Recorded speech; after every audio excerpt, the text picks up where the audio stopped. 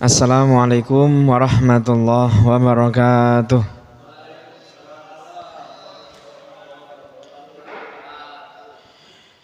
Alhamdulillahilladzi an'ama 'alaina wa hadana 'ala dinil Islam. Asyhadu an la ilaha illallah wahdahu la syarikalah wa asyhadu anna sayyidana Muhammadan 'abduhu wa rasuluhu alladzi la nabiyya ba'dah. Allahumma sholli ala sayyidina Muhammad wa ala ali sayyidina Muhammad. Melanjutkan ngaji kita Quran surah Ali Imran juz 4 ayat 162, 163, 164 sampai dengan ayat 165. Quran surah Ali Imran juz 4 ayat 162 sampai dengan ayat 165. A'udzu billahi minasy syaithanir rajim. Bismillahirrahmanirrahim. Afaman ittaba'a ridwanallahi kaman ba'a bisakhatin minallah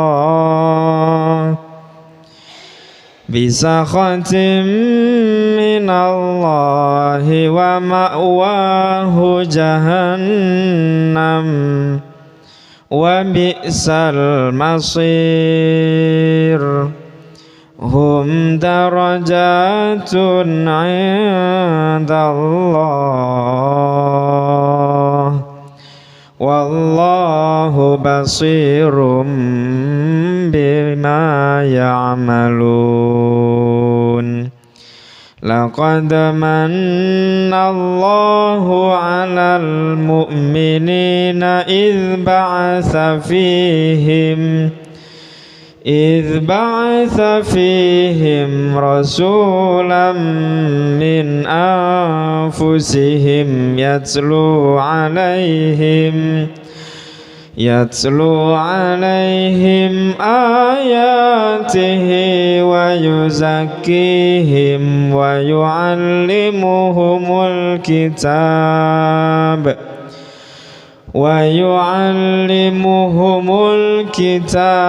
wal hikmata wa in kanu min qablu lafi dhalalin mubin. Awalamma asabatkum musibatu qad asabtum mithlaiha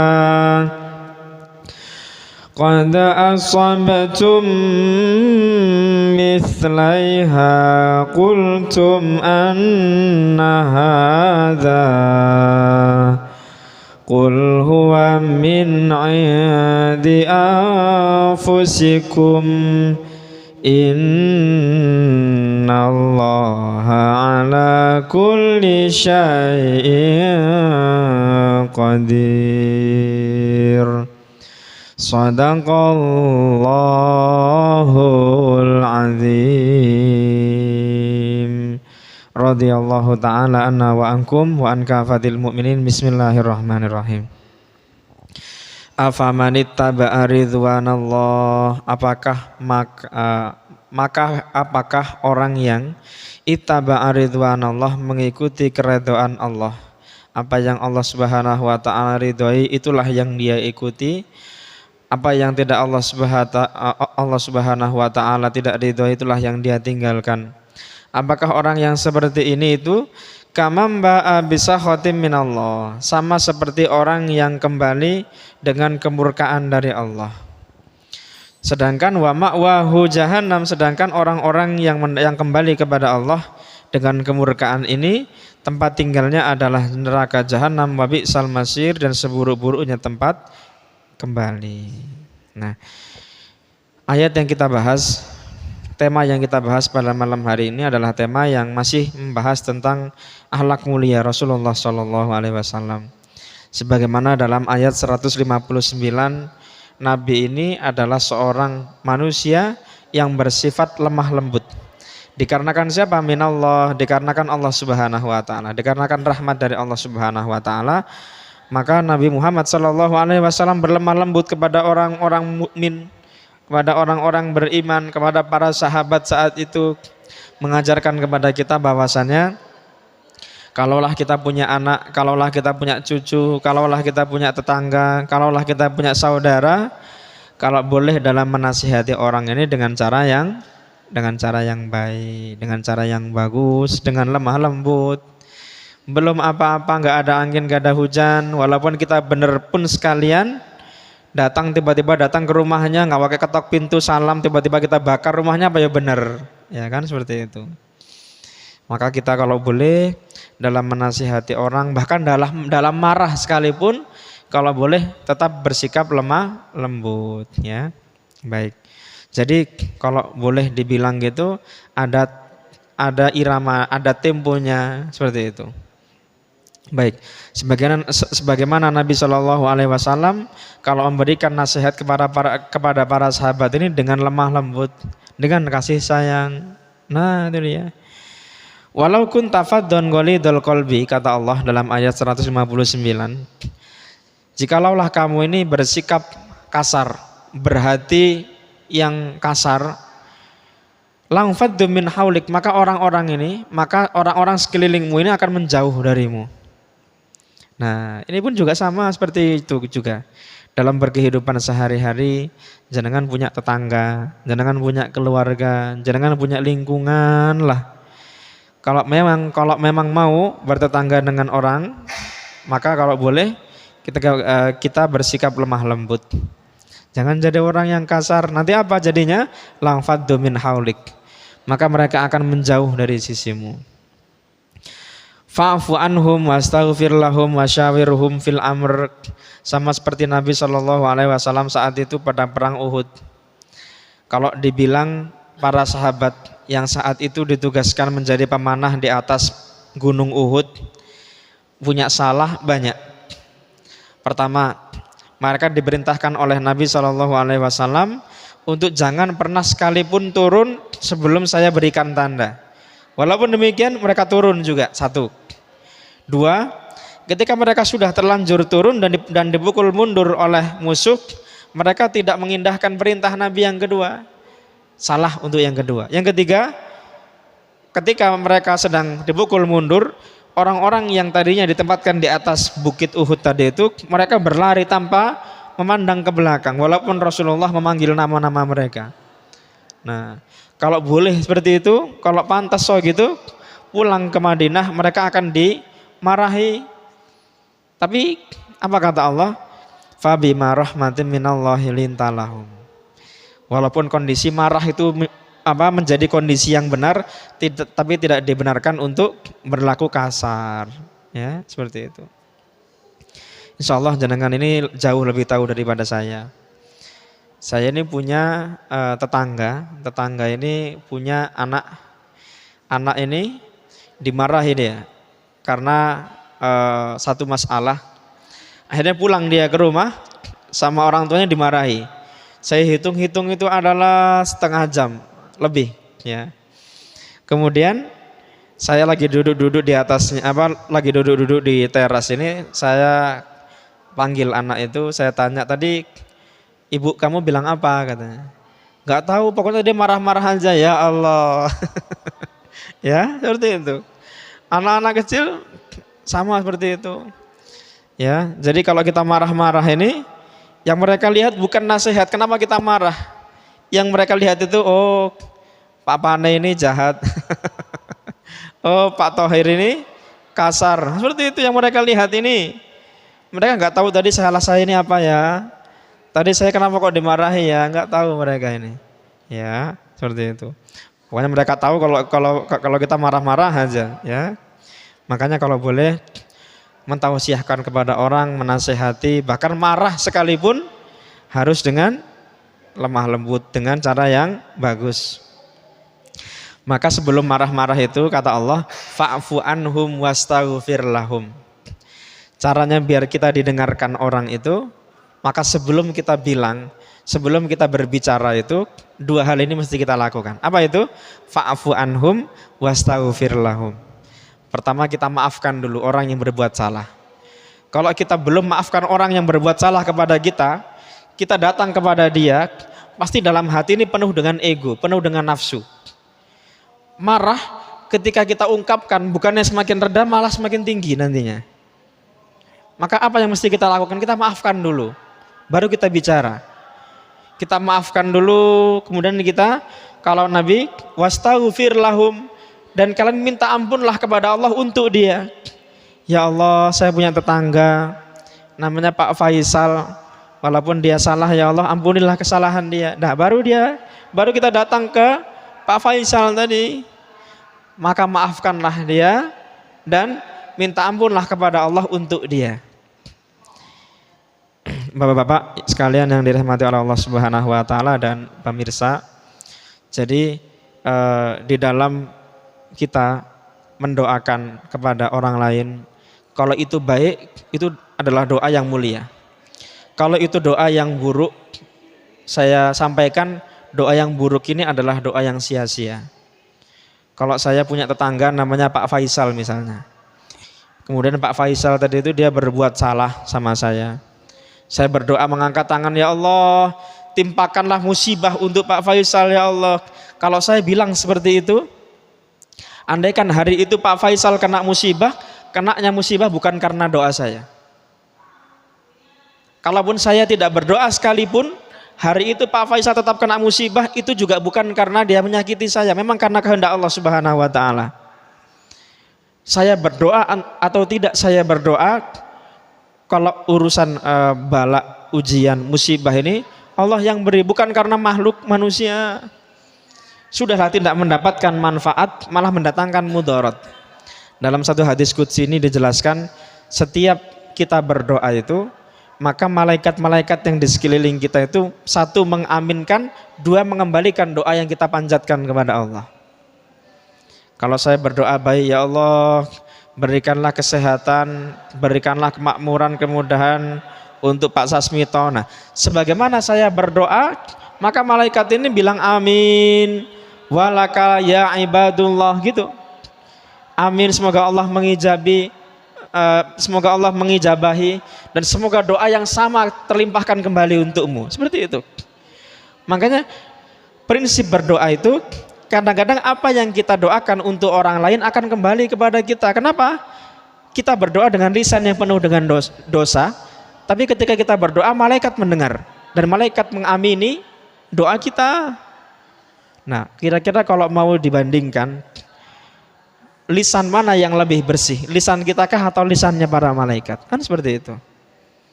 Maka kalau bolehlah tausiah dari saya, mendoakan orang ini yang baik-baik. Kalau masalah dia ini sudah melampaui batas, dia sudah berbuat buruk kepada kita ini, kalau memang sudah waktunya Allah Subhanahu wa taala turunkan balasan untuk dia, Allah yang akan turunkan untuk dia, walaupun tanpa kita minta. Seperti itu. Jadi jangan kotori lisan kita, jangan kotori hati kita dengan doa yang sia-sia. Baik. Ini tadi saya ulangi lagi. Maka bagaimana caranya kita menasihati seseorang agar didengar tadi itu? Ini dia dua langkah sebelum kita menasihati. Satu, fa'fu anhum, kita maafkan dia. Dua, wastaghfir lahum, kita mohonkan ampun untuk dia, kita doakan dia. Kalau bolehlah doa itu diwujudkan dalam satu benda. Doa itu ibarat kabel, Pak, ibarat selang yang menghubungkan hamba dengan hamba yang satunya. Ya, jadi jangan kirim Al-Fatihah, ya Allah malam Jumat, semoga perumahan Surya Asri ini semuanya warganya diberikan oleh Allah rahmat. Seperti itu. Ini akan membuat jenengan dikasihi oleh semua orang. Jadi doa jangan pernah ada pikiran dalam hati, masuk iya saya itu doa kepada orang yang saya nggak kenal. Jangan pernah berpikir seperti itu. Nggak ada namanya doa yang sia-sia. Nggak ada masalah. Kita pun juga nggak keluar modal kok. Justru sebanyak apa kita berdoa untuk orang lain, maka sebanyak itulah akan kembali kepada kita. Ya, baik. Kalau sudah kamu maafkan mereka, kamu minta ampun kepada Allah untuk mereka, wasyawirhum fil amri, dan kamu bermusyawarahlah dengan mereka. Fa idza azamta fatawakkal 'alallah. Kamu punya hajat, kamu ditimpa musibah, kamu diberikan cobaan oleh Allah, kamu punya keinginan, punya cita-cita, fatawakkal 'alallah. Maka bertawakallah kepada Allah. Bedanya tawakal, kalau tawakal ini mesti diiringi dengan ikhtiar dulu. Ya Allah, saya pengen jadi orang kaya ya Allah. Maka bagaimana caranya agar saya jadi orang kaya? Berusaha, kerja, baru tawakal. Nah itu dia. Jadi perbedaan antara tawakal dengan tamanni di situ. Kalau tamanni berdoa saja pagi siang sore malam, pagi siang sore malam, tapi tidak berusaha, ini namanya tamanni namanya. Cuma angan-angan saja.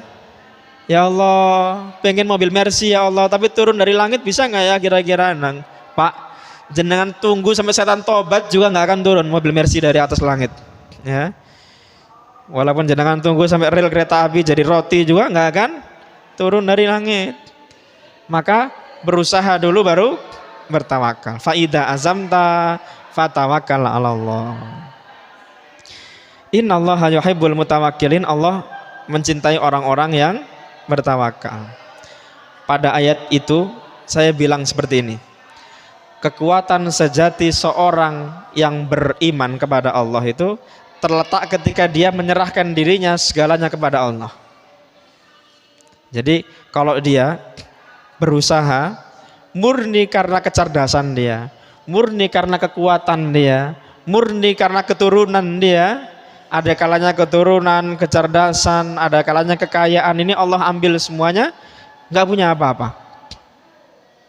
Kalau dia mengandalkan kecerdasan, banyak Pak orang yang lagi pidato, lagi narasi, lagi berapi-api, kalau katanya orang luar lagi on fire katanya.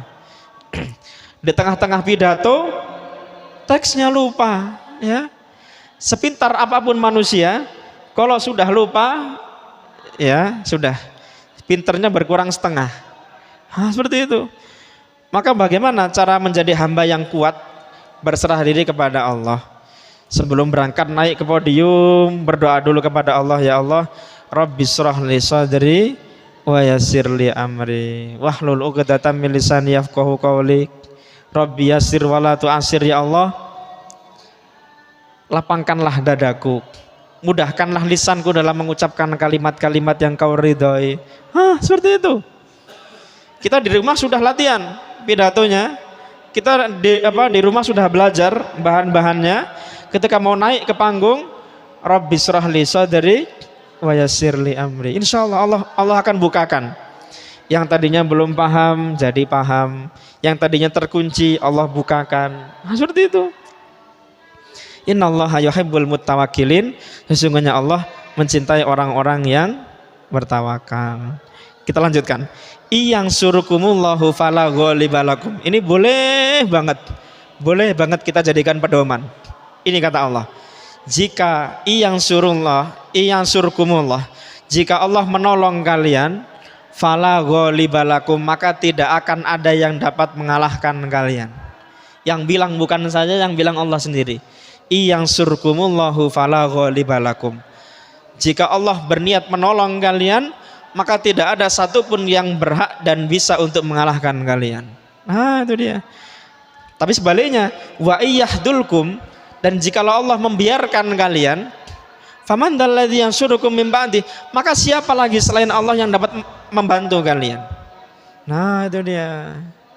Makanya Nabi Ibrahim alaihissalam ketika mau dilemparkan kepada api, dia minta pertolongan bukan pertolongan dari malaikat Jibril, tapi dia langsung minta kepada Allah. Hasbunallahu wa ni'mal wakil, ni'mal maula wa ni'man nasir. Ya Allah, cukup engkau ya Allah, cukup ya Allah.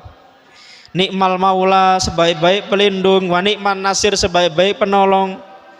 Ghufranaka rabbana wa ilaikal masir. Ini kalau ditambahi wala haula wala quwata illa billahil aliyil azim. Tidak ada daya dan upaya illa billah, kecuali semuanya milik Allah, zat yang maha agung. Itu dia. Kita kembalikan semuanya kepada Allah. Ini dia. Jadi ini boleh banget kita jadikan pedoman. Iyang surkumullahu fala ghalibalakum. Jika Allah menolong kalian, maka tidak ada satupun yang bisa mengalahkan kalian. Kalau kita jadi seorang, misalnya orang penting gitu ya, orang penting di dunia. Katakanlah saya jadi presiden lah, katakanlah saja. Kemudian saya kemana-mana bawa bodyguard di belakang saya.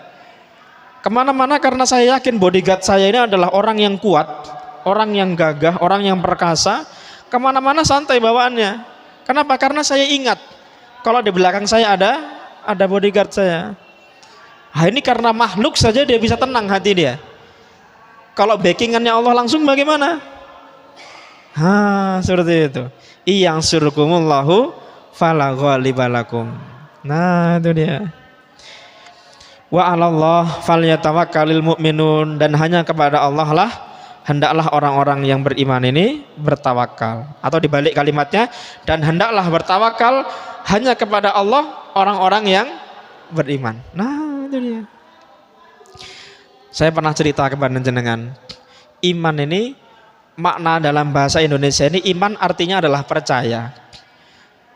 Mungkin jenengan sudah pernah baca, pernah dengar, pernah lihat ya. Orang kalau ceramah bunyinya seperti ini. Kita tidak pernah tahu, ketika kita mengendarai pesawat kita tidak pernah kenal dengan pilotnya. Tapi kita begitu yakin bahwasanya kita akan sampai di tempat tujuan. Kita naik bis, kita tidak pernah kenal dengan sopirnya. Tapi kita begitu yakin kalau kita ini akan datang sampai ke tempat tujuan kita. Kepada manusia saja yakin, kepada Allah mengapa tidak? Nah, itu dia. Ini namanya iman. Ini namanya percaya. Kalau jenengan ragu, kalau jenengan nggak percaya, harusnya sebelum naik kereta, sebelum naik kapal bilangnya gini, ini saya tahu tadi supirnya itu anak baru lulus kemarin sore. Udahlah saya nggak usah naik kapal ini. Nah, ini namanya orang yang nggak beriman. Maksudnya orang yang nggak percaya kepada supir tadi itu, kepada ya. Makanya kalau kita kepada makhluk saja bisa percaya, kepada Allah masa sih tidak bisa? Nah, itu dia. Kalaupun dulu sering saya bahas, ada tingkatan-tingkatan dalam beriman kepada Allah. Ada namanya iman, ada namanya Islam, ada Islam, ada iman, yang paling tinggi namanya ihsan. Mahwal ihsan, apa itu ihsan? Anta abudallaha ka'annaka tarahu fa in lam takun tarahu fa innahu yaraka. Bahwasanya kamu menyembah kepada Allah seolah-olah kamu melihat Allah. Fa in lam takun tarahu fa innahu yaraka. Dan jikalau kamu tidak dapat melihat Allah, fa innahu yaraka, Allah melihatmu. Nah, itu dia. Kita sholat, bagaimana cara kita biar bisa khusyuk? Kita yakini Allah ada di depan kita. Kalau Allah sudah di depan kita, masa sih kita mau mikirin yang lain? Kita mau toleh kanan kiri? Enggak mungkin. Allah ada di depan kita. Sholat tahajud, geriyip bangun gini. Kata setan, udahlah tidur dulu. Kita yakin Allah menunggu kita. Dalam hadis qudsi sahih diceritakan bahwasanya setiap malam, setiap sepertiga malam terakhir, Allah Subhanahu wa taala datang ke langit pertama dunia. Ini hadisnya sahih. Seraya berkata kepada hamba-hambanya, adakah di antara kalian yang ingin aku ampuni, aku ampuni? Adakah di antara kalian yang punya hajat, aku kabulkan? Allah langsung yang datang ingin melihat mana hamba-hambaku yang bangun. Kalau dia beriman kepada Allah, dia yakin Allah ada saat itu, maka tidak perlulah kasih alarm, nggak perlulah dikasih penyemangat. Kalau yakin dia Allah ada, pasti bangun dia. Kadang-kadang ada kalanya Allah Subhanahu wa taala ini ngasih semangat kepada hamba-hambanya. Walaupun caranya ini nggak kita pahami. Kita ini sebelum tidur minum ya nggak banyak. Tapi kenapa jam 1 ini bangun aja kudu pengen ndang pipis?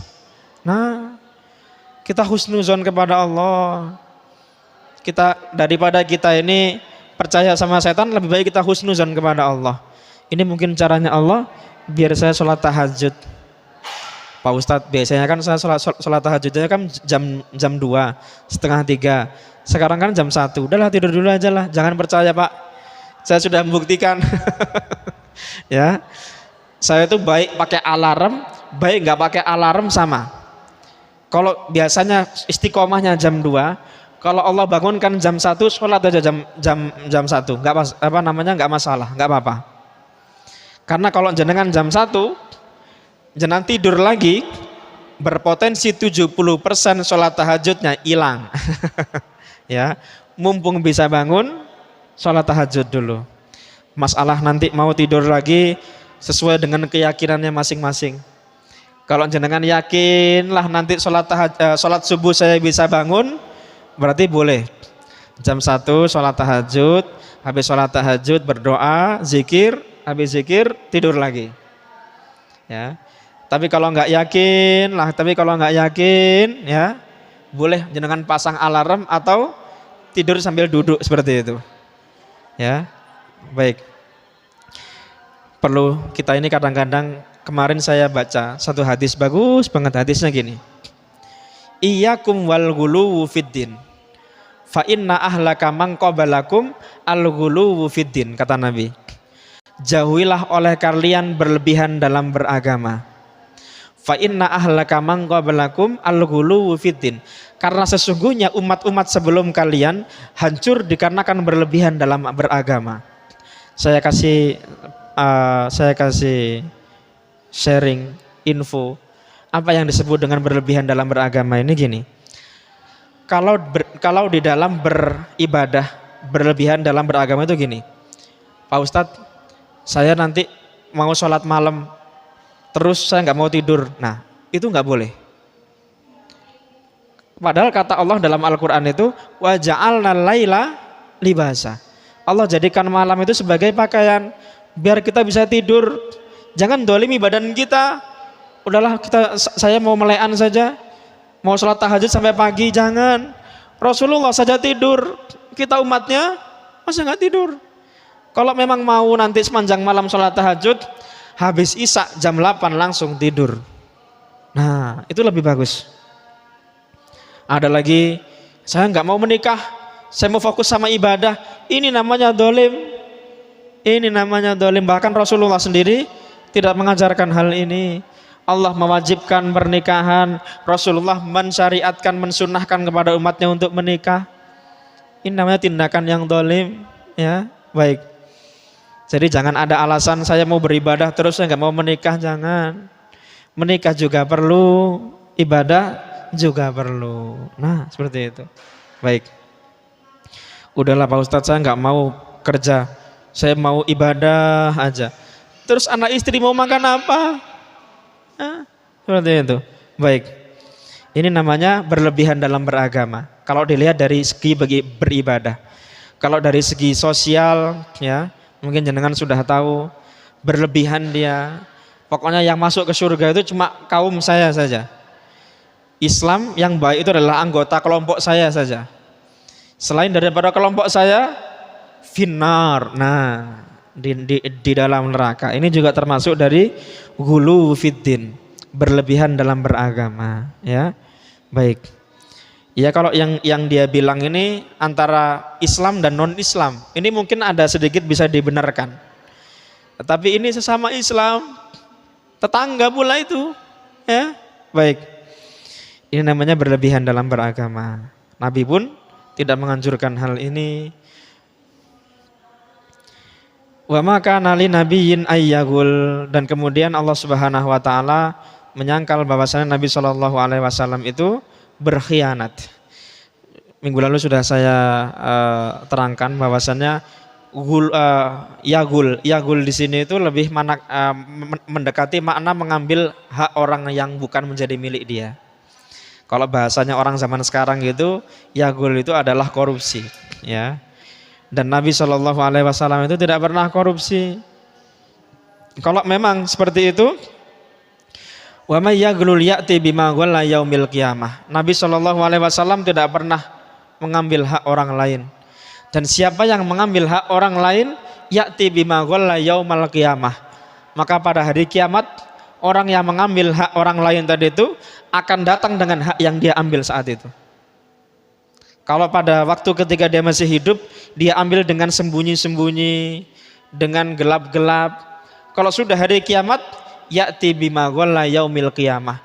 Orang-orang akan berkumpul di padang mahsyar, dia akan datang membawa apa yang dia dulu korupsi saat dia masih di dunia.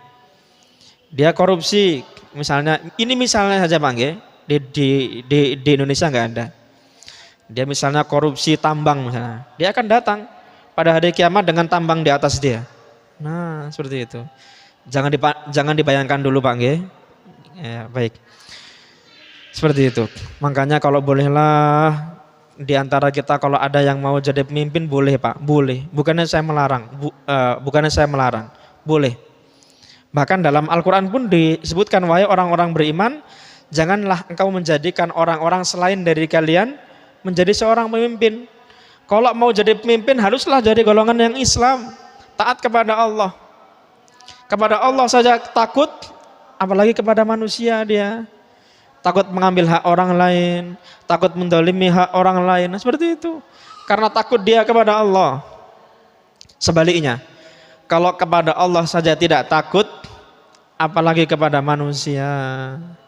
Jelas-jelas dalam Al-Quran Allah sendiri yang bilang, wa may yaghlul ya'ti bima ghalla yaumal qiyamah, dan barang siapa yang ketika hidup di dunia dulu mengambil hak orang lain, pada hari kiamat kelak tiba dia dengan hak orang lain yang dia ambil pada masa hidup dia di dunia. Afamanittaba'a ridwanallah, apakah maka sama orang yang mengikuti atau orang yang mencari, orang yang berjalan di atas keridhaan Allah, kamamba bisa khotim minallah, seperti orang yang kembali kepada Allah dalam kondisi dimurkai oleh Allah, tidak diridhoi oleh Allah. Wa ma'wahu jahannam, sedangkan tempat tinggal dia ini neraka jahanam, wa bi'sal masir, dan seburuk-buruknya tempat kembali. Di beberapa ayat yang jenengan pirsani, kadang-kadang Allah ini menggunakan kalimat tanya, bukan Allah nggak tahu. Ini mungkin pernah saya bahas, bukan karena Allah nggak tahu. Ibarat kalau jenengan punya putra atau putri, pulang jam 11 malam baru sampai rumah, jenengan bilang dalam kondisi marah, ya, Le, pantas tangga, kira-kira menurut kamu pantas atau enggak? Nah, anak-anak masih di bawah umur pulang jam 11 malam, baik atau enggak? Nah, ini bukan untuk bertanya, ini untuk menjelaskan prihatin yang jenengan kepada dia. Kalau dalam bahasa Arab ini namanya istifham ingkari namanya, ya, pengingkaran yang diperkuat dengan pertanyaan, ya, baik. Apakah sama orang yang mengikuti keridhaan Allah dengan orang yang kembali kepada Allah dengan kemurkaan? Enggak sama. Orang yang dulu ketika hidup dia di dunia jadi orang yang amanah, jadi orang yang jujur, jadi orang yang soleh, apakah orang yang seperti ini sama dengan orang yang ketika dia meninggal dunia dalam kondisi kafir, dalam kondisi mengambil hak orang lain? Enggak sama. Hum darajatun indallah, masing-masing dari mereka ini memiliki derajat-derajat di sisi Allah. Maka pernah saya sampaikan sebelumnya, Pak, kita hidup di dunia ini tujuannya cuma dua saja. Hidup mulia atau mati sebagai syuhada, ya. Hidup mulia atau mati sebagai syuhada. Seperti itu. Jangan pikirkan yang lain, dua ini saja. Kita mau berusaha, kita mau bekerja, boleh. Tapi usahakan kita senantiasa jadi orang yang mulia. Gaji, pendapatan itu tidak termasuk tidak termasuk syarat jadi orang mulia, enggak. Jadi dengan setiap hari kerja, berusaha, niat, ya Allah semoga apa yang saya dapatkan ini halal. Itu mulia. Tidak dengan cara menipu, tidak dengan cara mendolimi orang, itu adalah termasuk perbuatan mulia. Ya, baik. Jadi tidak ditentukan oleh nominal, tapi jenis yang kita terima. Nah, itu dia. Kita hidup di dunia jadi orang mulia, mati sebagai syuhada. Banyak sekali para ulama-ulama yang telah mendahului kita. Kalau kita lihat sama, kaki mereka dua, kaki kita dua. Mereka makan nasi, kita makan nasi. Tapi kenapa ketika mereka meninggal dunia, nama mereka harum sampai hari ini? Itu ya. Ketika masih hidup dulu jadi orang mulia. Baik. Sebaliknya kalau kita hidup di dunia lah sering kita mendolimi orang, sering mencaci, sering menghina, sering menggunjing ngerasani orang, sering gibah, sering menyakiti hati orang. Mati kita? Nah, bukan amal lagi ya yang berbicara, orang yang berbicara. Nah, itu dia. Laqad manallahu 'alal mu'minin, sungguh-sungguh Allah Subhanahu wa taala telah memberikan anugerah, telah memberikan karunia 'alal mu'minin ke atas orang-orang yang beriman kapan? Idz ba'asa fihim rasulam min anfusihim, ketika Allah Subhanahu wa taala mengutus seorang rasul dari golongan manusia. Apa yang dia lakukan? Yatslu 'alaihim ayatih, dia membacakan ke atas kalian ayat-ayatnya, ayat-ayat Allah Subhanahu wa taala. Wa yuzakkihim, dan dia mensucikan kalian dan dia mensucikan mereka. Mensucikan di sini bukan bermakna dari yang najis jadi suci, bukan seperti itu.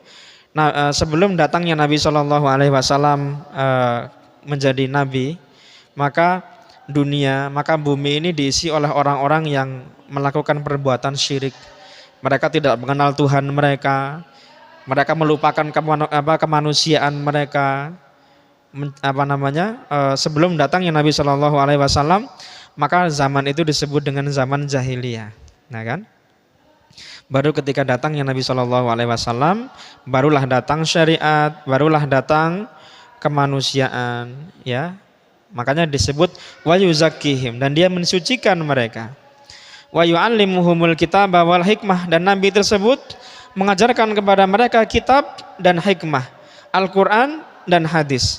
Wa in kanu min qablu lafi dhalalim mubin, dan sungguh mereka sebelumnya ini sungguh di dalam kesesatan yang nyata. Datang Nabi, kesesatannya hilang, datang petunjuk. Nah, awalamma asobatkum musibah, maka apakah dan apakah ketika asobatkum musibah, datang kepada kalian musibah, qad asobatum mislaiha, sungguh kalian sebelumnya telah menimpakan kepada mereka musibah dengan semisal 2 kali lipatnya. Kultum anna hadza, kalian mengatakan dari mana datangnya ini? Kul huwa min indi anfusikum, katakanlah dia datang dari sisi-sisi kalian, dari sisi diri-diri kalian. Innallaha ala kulli syai'in qadir, sesungguhnya Allah Subhanahu wa taala atas setiap sesuatu maha kuasa. Ayat ini menyangkut ketika pasukan muslimin dipukul mundur dari perang Uhud, maka banyak dari pasukan muslimin yang mereka ini keimanannya sempat goyah, keimanannya sempat menjadi rapuh, sehingga mereka berkata, kalau memang kami datang dengan sebuah kebenaran, mengapa kebenaran kalah oleh kebatilan? Nah, seperti itu. Kalau memang Nabi ini benar, utusan Allah, kenapa sekarang kami perang kok kalah? Nah, ini jawaban dari Allah. Kul huwa min indi anfusikum, kekalahan kalian disebabkan oleh kesalahan kalian. Dia beriman kepada Allah, imannya betul. Tapi kalau dia melakukan kemaksiatan, imannya jadi sia-sia. Saya kasih contoh mudah. Saya berikan satu kiasan mudah. Kalau dokter, kalau jenengan pergi ke dokter, Pak, saya flu atau saya batuk atau saya pilek, ya. Kemudian kata dokter, Pak, ini nanti jenengan pulang dari sini, makan dulu, habis makan minum obat. Pulang dia sakit, sampai di rumah dia makan, kemudian dia minum obat. Habis minum obat, pantangan yang dibilang sama dokter tadi dilakukan. Kata dokter, Pak, nggak boleh makan gorengan dulu ya, dia makan gorengannya. Pak, nggak boleh minum es ya, diminum esnya, ya. Ini sama juga, orang-orang beriman pun sama seperti itu. Dia bertobat malamnya, pagi diulangi lagi. Malam bertobat lagi, pagi diulangi lagi. Nah, kalau kata orang-orang zaman sekarang itu namanya STMJ, Pak. Sholat terus, maksiat jalan. Nah, itu dia STMJ. Baik. Makanya kalau mau bertobat, Taubat nasuha, taubat yang sungguh-sungguh. Jangan taubat kalau kata orang taubat sambal ya. Udah tahu pedas dilanjutin saja. Nanti kalau udah sakit diobati, sembuh ulangi lagi. Itu nama taubat sambal ya. Kalau mau taubat yang betul taubat nasuha. Nah, itu dia. Sehingga kalau Allah berikan kemenangan biar tidak setengah-setengah. Sama seperti pada perang Uhud ini. Awalnya mereka menang, tapi ketika mereka tidak taat kepada Rasulnya, apa yang terjadi? Walaupun mereka beriman kepada Allah, kalah mereka dalam peperangan. Nah, apa yang menyebabkan mereka kalah? Diri mereka sendiri. Bukan karena Rasulnya nggak benar, bukan. Tapi karena diri mereka sendiri. Kita pun sama. Kalau kita mau taat kepada Allah, kalau kita mau beriman kepada Allah, jangan setengah-setengah. Kalau kita mau berdagang dengan dagangan yang halal, maka kita usahakan produknya halal, kemudian cara menjualnya halal, transaksinya juga halal. Nah, jangan ada dusta di antara kita. Baik, insya Allah ngaji kita sampai di sini. Sebelum saya tutup ngaji kita pada malam hari ini, seperti biasanya Pak, saya mau tausiahkan kepada jenengan, as-sihhatu aqdamu faraid.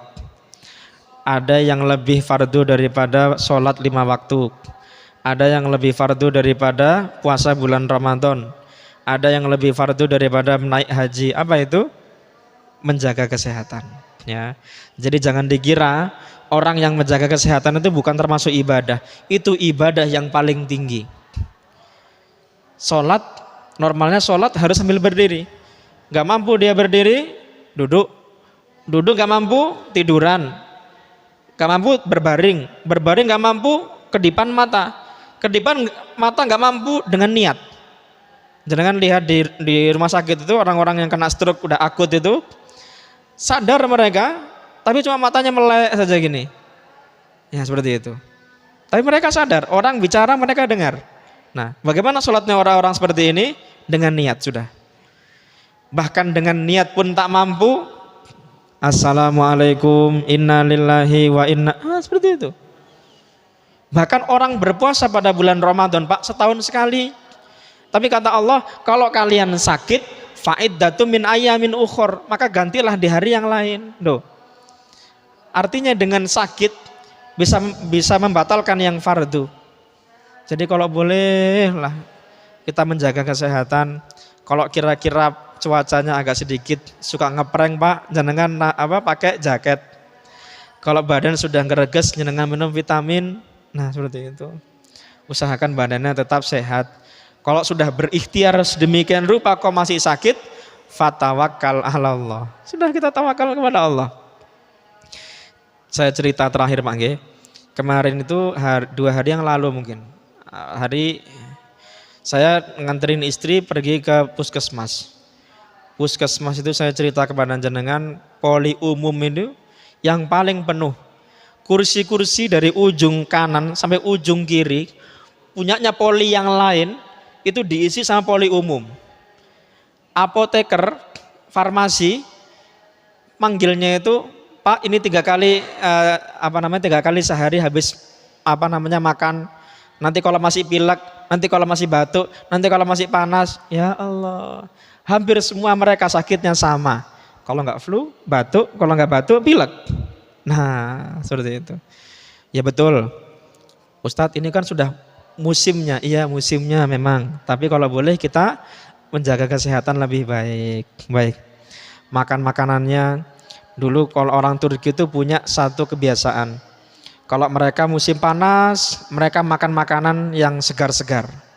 Ya. Tapi kalau musim dingin, mereka makan makanan yang membuat tubuh mereka hangat. Ya, seperti itu.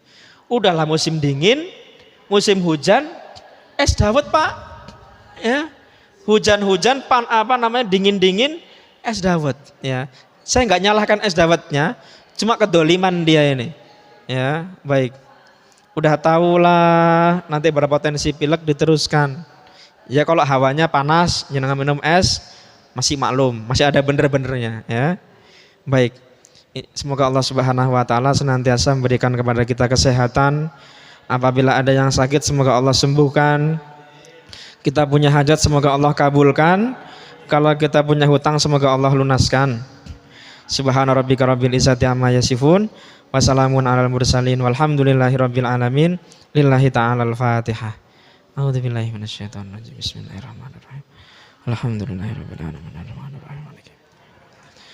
Subhanakallahumma bihamdika asyhadu an la ilaha illa anta astaghfiruka wa atubu ilaik. Wassalamualaikum warahmatullahi wabarakatuh.